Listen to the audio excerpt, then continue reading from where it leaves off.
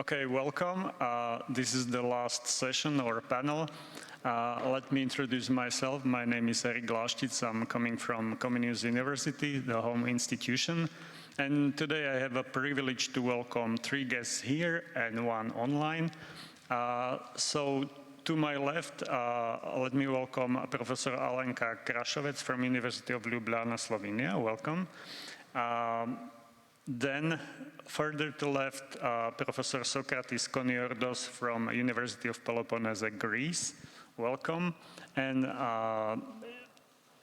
farthest to the left, Professor Agnieszka Turska-Kawa from University of Silesia from Poland.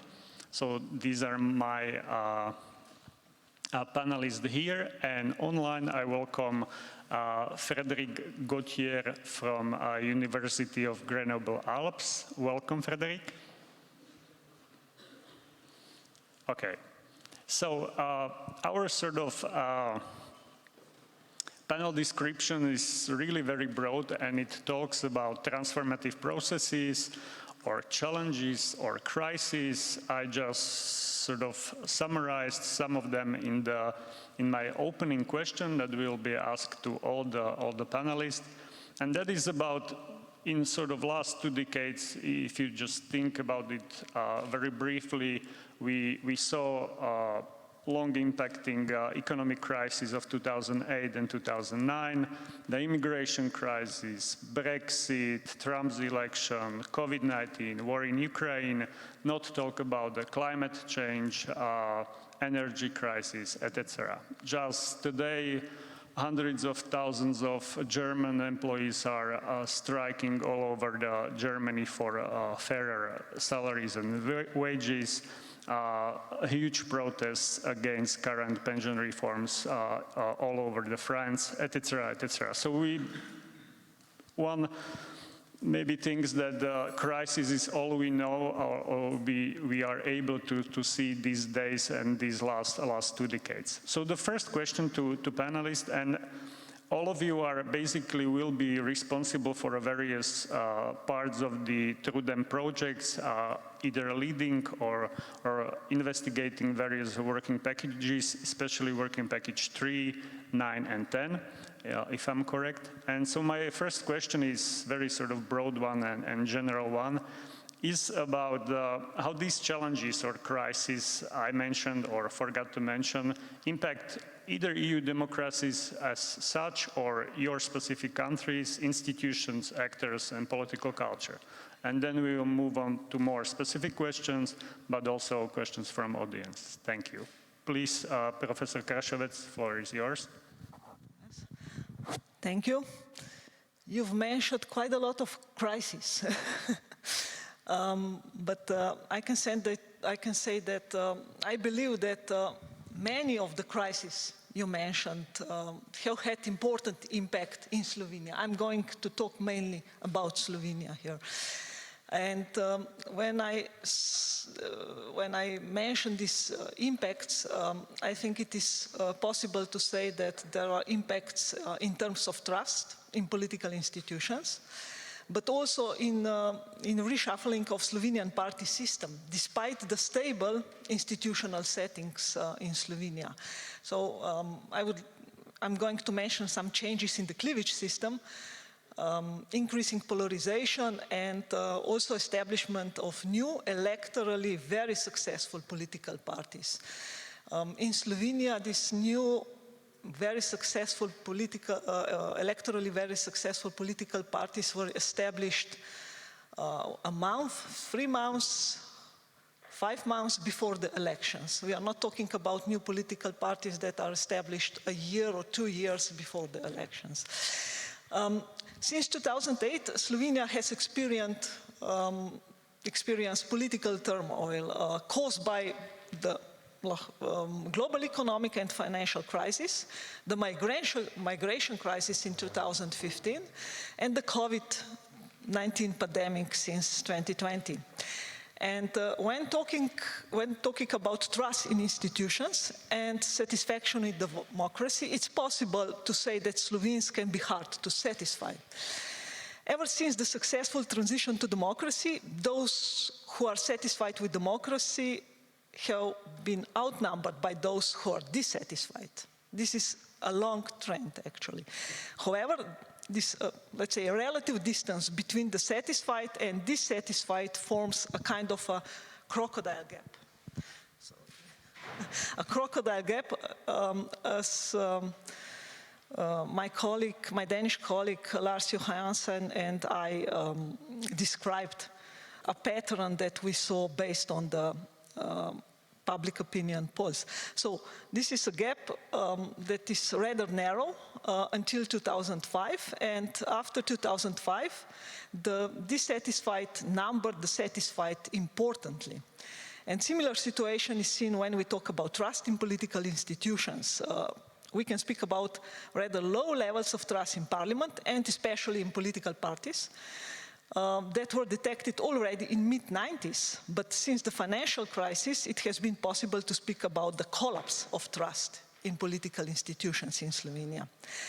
And in these circumstances of low legitimacy of the main institutions, poor handling with the most important issues, and in circumstances when none of parliamentary party proved to be immune from the taint of corruption, party patronage, and corruptionary scandals, several new personalist parties were successfully entered the party system, and also three politically inexperienced prime ministers from new parties emerged to lead governments in Slovenia. And it's possible to say that by the 2011 early elections, due to poor handling with the financial crisis, Slovenian party system had been hit by so-called hurricane season, as Tim Houghton and Kevin Deegan-Krause describe important changes occurring in party systems in Central Eastern Europe. It's even possible to say that a new subsystem has emerged in Slovenia, because not only have established parties lost electoral support compared to new parties, but the old newcomers have rapidly lost out to even newer parties on the following elections. The financial crisis has also changed the importance of the economic dimension in party competition in Slovenia. If before the 2004 elections, all parliamentary parties or relevant parliamentary parties largely advocated similar social democratic economic or socio-economic policies, this has partly changed on the 2004 elections, but even more radically in times of the financial crisis and the external pressures in the form of the international troika, because international troika was knocking on a Slovenian door as well, but hopefully the troika didn't enter Slovenia. Since this situation, the economic dimension has become much more prominent and important in Slovenia. But on the other hand, the 2015 migration crisis, together with the generally growing importance of identity politics, and when I say identity politics in Slovenia, I would like to say that this is mainly associated with ethnic nationalism, but also closely connected to religion and LGBT plus rights. So this identity politics has reinforced the Galtal or authoritarian, libertarian cleavage in the Slovenian party system. Anti-migration rhetoric was employed by some smaller parties. Usually this is not a huge problem in party systems, but in Slovenia also very important parliamentary party, so this is party called Slovenian Democratic Party, also employed anti-migration rhetoric to great effect. This was one reason, not the only, but one reason that after the 2018 elections, the center-left parties ruled out the idea of forming a coalition with Slovenian Democratic Party as the winner of the elections. If I move now to the COVID-19 crisis, the COVID-19 pandemic has been shown to be an important factor in democratic backsliding, or even in deepening the backsliding already underway. This is a more general pattern, I think. But in Slovenia, the pandemic actually opened a window of opportunity for an intensive democratic backsliding in a short period. I'm talking here about 2 years, actually. Despite Slovenia was already considered free by mid-90s, according to Freedom House, and also recorded good rankings by some other international democracy ranking institutions. So I'm not sure whether it's possible to say that Slovenia was already reached a status of consolidated democracy, but Slovenia was rather close to this status, definitely. But even in such a situation, pandemic 19 was a kind of a really opportunity structure for one political party, or let's say maybe two political parties, and democracy status in Slovenia has worsened quite a lot. Several other circumstances can help to understand the breakthroughs of new and electorally successful parties that all have tried actually to position themselves in center-left part of the ideological spectrum. This is also a position occupied by a long-term winner in Slovenia, so I'm talking about Liberal Democracy of Slovenia. So this party used to hold this center-left position, but the party disintegrated after 2004 elections. Slovenian voters also predominantly, according to public opinion polls, self-position themselves in the center-left part of the spectrum, and voters who position themselves in the left and center of the ideological spectrum, according to some analysis conducted at the Faculty of Social Sciences, supported in particular these new parties. So in the circumstances of huge disappointment with the political elite, including the newer one, and accompanied by a continuation of poor governance, low levels of trust in the main political institutions continued, along with low satisfaction with democracy. And also quite fragmented party system was becoming, during all this crisis, much more bipolar in Slovenia. And data from the longitudinal Slovenian public opinion poll, for example, revealed that conflict among politically left and right-leaning people had intensified considerably. In 2005, for example, 15% of respondents saw the conflict as very sharp, while 10 years later, this share had risen to 40%. But I don't have some newer data, unfortunately, here with me. And despite already in 2011-2018 period, there was an increase in strategic voting in the circumstances of the PR system and all different crises. On last year parliamentary elections, Slovenia was faced with huge increase of the strategic voting due to very high polarization and democratic backsliding in the past 2 years. And a new party called Movement Freedom could rely also, I think this is important to stress, could rely also on the mobilization support of very active civil society organizations that actually have demanded to be actively included in policy making if the political party of this freedom movement is going to win the elections.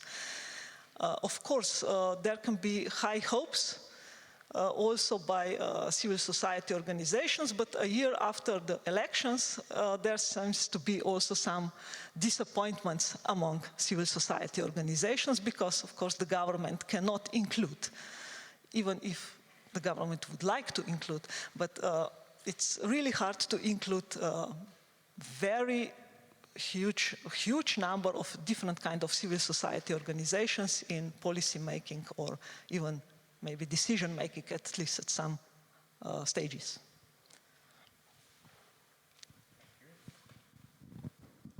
Professor Koniordas, if you can reflect on Greece or wider EU. Thank you very much. Well, a crisis is something you usually can discuss and analyze after the event, after it has happened. And a crisis, if we use the medical metaphor, is when the temperature rises to 42%. If it's 42 degrees, you don't really know if it's going to go to 43, at which point you will not have any troubles, or it will go down.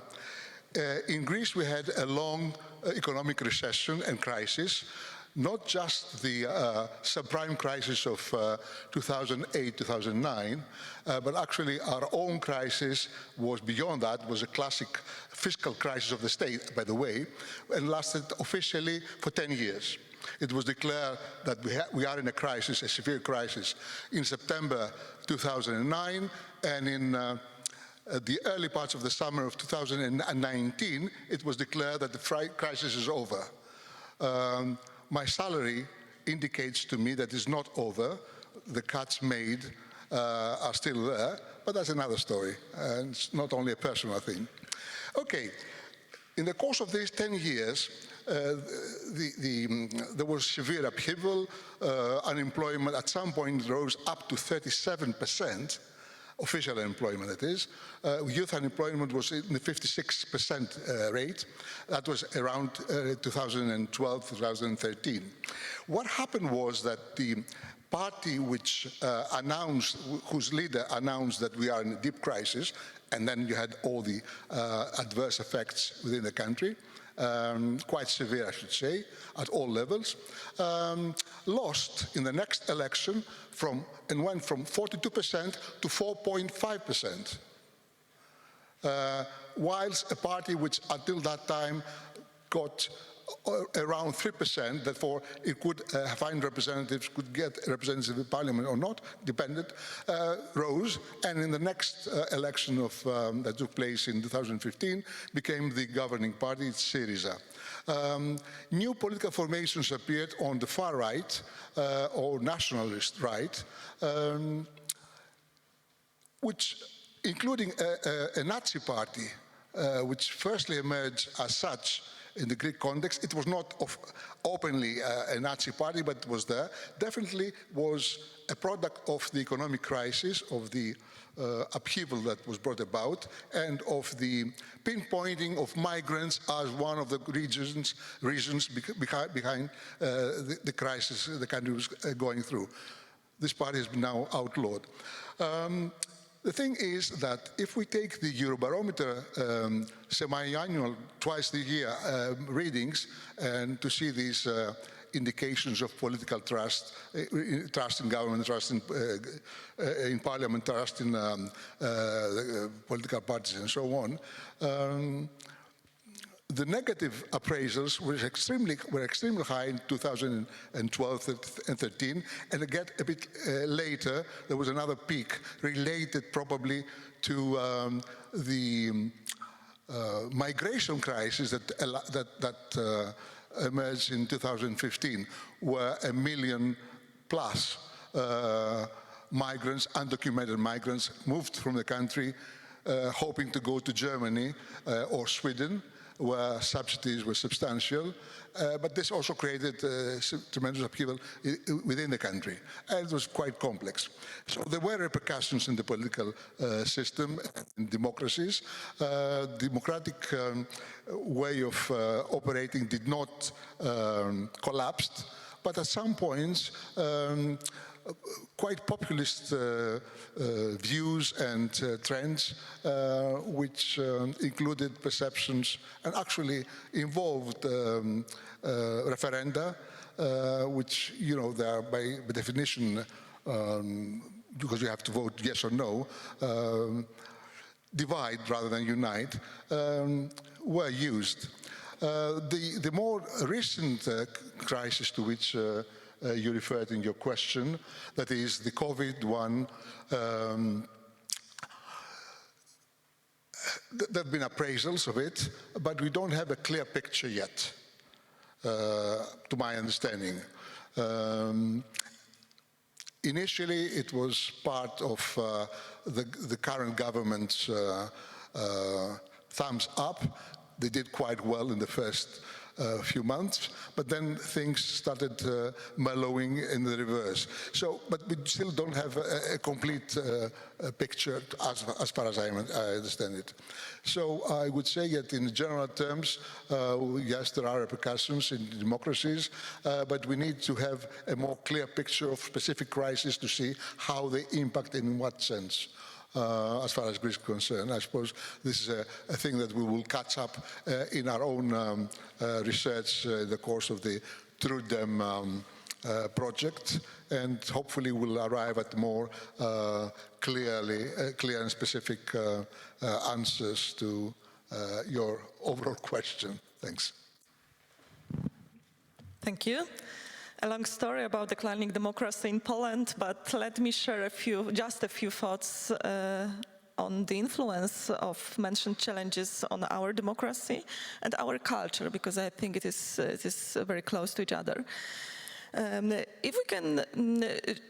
If we can mention or describe all challenges, we can divide them into two periods: before 2020 and after. Before, more or less predictable by observers of political scene, and after, much less predictable. Talking about those before, I think that most of them didn't affect Poland as much as other countries in Europe, but for sure, almost all of them were highly politicized by a ruling party. And if we can give at least one example, the migration crisis, 2015, we had the election in Poland, parliamentary election, and Poland was obliged to open the borders for 12,000 refugees, obliged by Juncker's Commission. And there were some agreements preparing by previous government, Ewa Kopacz, Prime Minister. And after attacks in Brussels, after attacks in Paris, the new Prime Minister, Beata Szydło, decided to decline all agreements and said no compromise with European Union, no dialogue, we close our borders. And Law and Justice, the ruling party, used a psychological tactic of arousing danger among citizens through the terrorist rhetoric. And the danger was defined very widely via terrorism, via diseases, against some national symbols, religious values, and tradition, which had been always unquestionable symbols of Poles' identity. Of course, at the same time, Law and Justice created itself as the only good solution that protects Poles before enemies, and one of the enemies was European Union. It was blamed, for example, for migration crisis. And I think that it was the moment that started, Law and Justice started in Poland, creating something that we can call culture of fears and anxieties. And those fears were defined very widely. Institutional fears against European Union, elites, previous governments, religious fears. It was always the dialogue that Law and Justice presented itself as a kind of protector of traditional values, and economic fears, of course, as the natural consequence of previous crisis.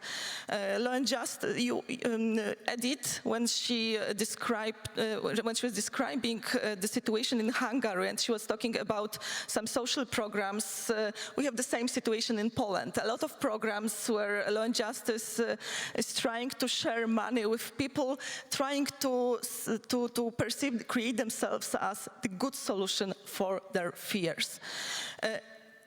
It was just one example, but when we are talking about the situation after 2020, it was a very tough time not only for Poles. After 2 years of pandemic, where pandemic shock the citizens' sense of security on each fundamental levels: economic, psychological, social. And after 2 years, we had the impression that the situation started to be stabilized, and the war broke out, taking away for months and weeks the sense of security. And of course it affected Poland the most, because we are very close to Ukraine, and on the other hand, it was very surprising What was surprising? A huge gesture of help. I know that all the Europe was very proud of Poland, of Poles, that we opened the borders, not only the borders, but also houses, also hearts, and a lot of Poles shared money, shared clothes and everything with Ukrainians, especially with women and children. Why it was very surprising for us? Because regarding some surveys, as I mentioned in the morning, we present the lowest, one of the lowest level of trust. In 2022, almost 4 in 5 citizens believe that it is very hard to trust in others. Trust in governments, about 60%. Trust in European distrust in government, more than 60%. Distrust in European Union, almost 40%. What is more, migration crisis showed us that Poles don't like others. They protect their identity, they are stick to their values, to the tradition, to religious values, and that's why it was very surprising that we opened Poland without any problems. What was the amount? It was a huge gesture, and of course it is very difficult to estimate because most of those help is unregistered, but Polish Economic Institute estimated that at the beginning almost 80% of Poles decided to help Ukrainians, and more than 50% continued that help for longer. Regarding money, it was estimated that Poles donated, Ukrainians shared the money with higher amount than all the charity donations in the year before, for all the year. So it was a huge gesture, and I have the hypothesis that, of course, there is no any good time for the war, but it was the perfect time for help. Why? After pandemic.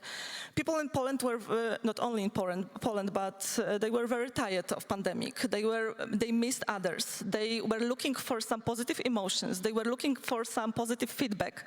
And it was the perfect time to catch it and to find it in cooperation with others. So my hypothesis is if the war had broken out before the pandemic, I'm not sure, but I think that you wouldn't have been so proud of Poland as much. So we don't know the result, but I think that it is a good issue to discuss it during our project. And the second, just to mention, as a result of 2 years of pandemic and war, conspiracy theories. It wasn't mentioned today, but it is a huge problem, not only in Poland, but all across Europe and the world. Of course, it is not a new phenomenon, conspiracy theories, but researchers agree that this kind of thinking, this way of thinking, is widely activated in times of crisis. So we observed a lot of new Twitter accounts, Facebook, a lot of space in the internet, especially during pandemic, where people shared conspiracy theories, conspiracy beliefs, and they were very popular because they gave very quick answers to questions, very difficult questions in time of crisis. Why it is connected with trust? I am the leader of other project where we are trying to explore conspiracy beliefs. We are trying to create a psychological profile of conspiracy believers, and one of the crucial variables is trust. Trust in government, trust in science, trust in interpersonal trust, and social trust. People who don't trust are more predisposed to follow the conspiracy theories. So this conclusion is essential for societies where trust is at the very low levels, like Poland, Slovakia, Romania, and many others. And I think this creates a great potential, very sad potential, for blooming conspiracy theories in the future in the time of crisis. And it was the example. Thank you. Thank you, Agnieszka. If I can ask Frederick to share a few reflections on this general question, but maybe also in the end to do a little teaser about the Working Package 9 and the sort of this idea that the crisis we mentioned and already described also serve as an opportunity for maybe new ways how to reconfigure our political systems and innovations. Maybe if you can tease out a few sentences, what we can look for. Thank you.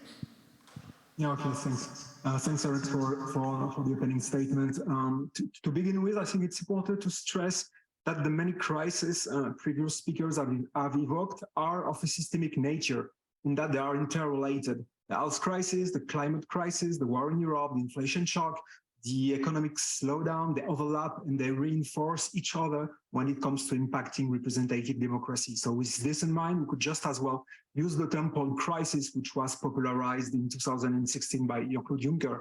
And interestingly, polycrisis was one of the main buzzwords of the latest World Economic Forum, and many actors called for a polycrisis management in more cooperation in a fragmented world. Coming back to the opening question, my take is that the multiple crises that have impacted Europe have shed light on a key conflict line, which is the increasing gap between democratic institutions and democratic aspirations. The increasing gap between what democratic governments and elected representatives actually provide and what ordinary citizens expect from them. So I would like to elaborate a little more on two facets of this increasing gap. The first one is the huge variety of layman's notion of democracy. Recent social movement in France and abroad, such as the Yellow Vest movement, the anti-vaccine pass movement, the European Convoy for Freedom, they have revealed that citizens hold very different and very contrasted views on democracy. This is not new. Admittedly, scholars have long known that democratic expectations are diverse, are ambivalent, but an increasing number of studies is showing that next to the traditional democratic demands associated with the notion of liberal democracy, next to that, many citizens consider direct democratic procedures as an important component of democracy. Support for referenda is reaching 70% and even higher in some countries. And similarly, there is a widespread support for a populist politics that claims to achieve the alleged good, the alleged true and unitary will and sovereignty of the people. Again, this is not new, but what is interesting is that we scholars, as scholars, we are now prompted to better account for the multifaceted nature of citizens' democratic preferences. And as it turns out, many papers are trying to make sense of how being a strong liberal democrat can go hand in hand with being a mild populist or can cohabit with endorsing more technocratic or even more authoritarian views on democracy. So in short, my first point is that in response to the multiple crises, ordinary citizens may have developed many very different and perhaps more antagonistic views of what democracy means and what democratic institutions should deliver. And I think that this gets us to take another look at the so-called stealth democrat, which has long been the prominent model in the field, according to which most citizens leave political decisions to independent experts and avoid political debates and conflicts. Yet, what is still lacking in the field is a clear explanation for the micro-formation of why citizens are ambivalent and combine different notions of democracy. And my hunch as a political scientist versed into political psychology is that we should reflect more on the group-based foundations of democratic support. By group-based foundations of democratic support, I mean that we should take seriously the notion that democratic preferences also express group preferences, in that people are attached to core democratic values, but are mostly attached to democratic ideals and practices that social or political groups promote, which makes them sensitive to elite framing. And if you will bear with me for just another minute, I would like to add that democracy also erodes from the top. This is a nod to the title of a recent book from Laurie Bartels, a famous political scientist, and this is meant to emphasize that, contrary to common wisdom, what is usually labeled a crisis of democracy, backsliding, deconsolidation, fatigue, whatever, it is as much a crisis of political governance and leadership as it is a crisis of public opinion. In recent years, many political leaders have exploited the chronic vulnerabilities of democracy. By that, I mean that the multiple crises provide a growing reservoir of popular discontent that populist leaders can tap into to dismantle democratic checks and balance once they are in power. This applies obviously to elected leaders who take advantage of democratic vulnerabilities and constitutional loopholes to entrench themselves in power, as in Hungary. But this also applies to political leaders such as Boris Johnson when he illegally shut down parliament for 5 weeks in September 2019 so as to avoid scrutiny on the Brexit legislation, or when he changed the ministerial code to protect himself from inquiries into his lockdown parties. So in short, democratic crisis has much to do with declining trust and declining political support, but it has also something to do with the fact that political leaders tend to harness popular dissatisfaction in support of anti-democratic goals. And I can address, sorry, I did not address the French case, but I can, if you want, zoom in into the Yellow Vest movement during the discussion. And that teaser about working package 9, maybe... Sorry. How many minutes do you give me? 2, okay, 3? To make it short, many scholars, and also to as a follow-up to what Christian Welzel just said earlier, many scholars have suggested that democratic innovations could help to fill the trust void. As Pippa mentioned, there is a division of cognitive labor. Democracy asks its citizens to make informed judgment about collective matters. And given the complexity of public affairs, even the most sophisticated citizens cannot develop an extensive knowledge of the collective decisions that affect them. So it has been argued that democratic innovations can serve as trusted information sources that enable citizens to make better trust judgments. So some studies focus on the impact for the participants, while others rather investigate the impact on the larger public. But well, I'll keep it short and just say that we hope to push forward this research agenda and its political implications. Thank you very much. And I apologize for reminding you. So the floor is open for any question, comments from audience. We have around 10 minutes, although we were...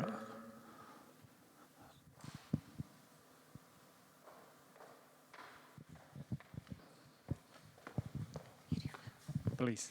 Hello, I'm also from the project from the Romanian team, and I really like the idea of investigating also the effect of the pandemic, and I think it's very important. But in the case of Poland, I cannot stop thinking about the issue of identity and national identity. I mean, in Poland, the idea of being wiped out of the map is really very, very important for the identity of being Polish. So seeing a neighbor being basically in a similar situation with what Poland faced historically several times rings a bell, and it's not only about charity post-pandemic and the idea of helping each other just because of we used to help each other during the pandemic, but it's also about the very existence of the idea of being Polish. So perhaps the issue of identity should be taken into account. And I was wondering whether we have in any of the packages the issue of identity also included in some of our indicators for treating the issue of trust, because just taking static indicators of what we are right now perhaps might not be enough for tackling with such issues, which are very current, are happening now, but they are very distant in the past as well. So I was wondering what you're thinking about that. Thank you.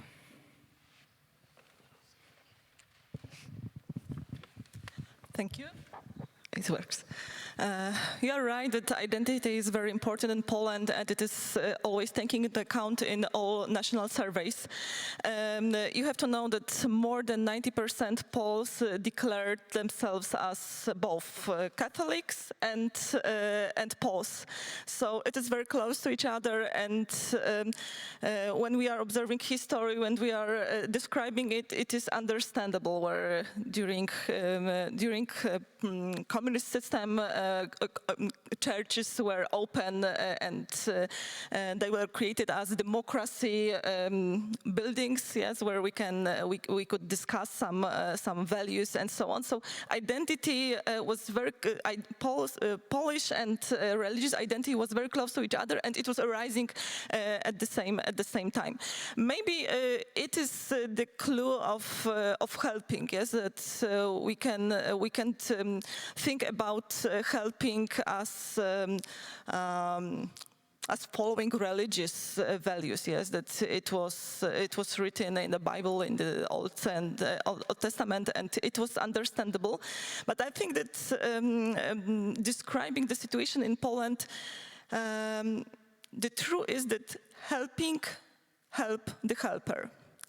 And it was that moment, because I don't really believe in the nature of Catholic identity of Poles. I have finished 2 months ago. I have finished a huge survey, interviews with people over 65. So those people were socialized in completely different system, communist system. So they were.